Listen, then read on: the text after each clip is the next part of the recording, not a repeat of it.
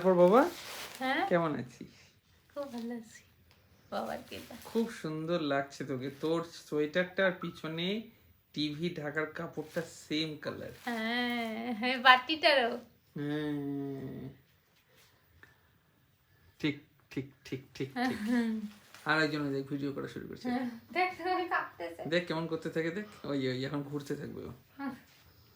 ও আমাকে ক্যামেরা নিতে দেখলি ও চালু হয়ে যায়। ওই ওই কি করে বলতো, চটিটা পড়বে এখন, ওইভাবেই চটিটা পড়বে। ওই দেখ চটিটা পরে নিবি নাকি, ও চটিটা ঠিক করলো। আচ্ছা ও বড় সেলিব্রিটি হয়ে গেছে, তোকে দেখতে খুব ভালো লাগছে। হ্যাঁ মুখটা একটু ফোলা ফোলা মনে হচ্ছে।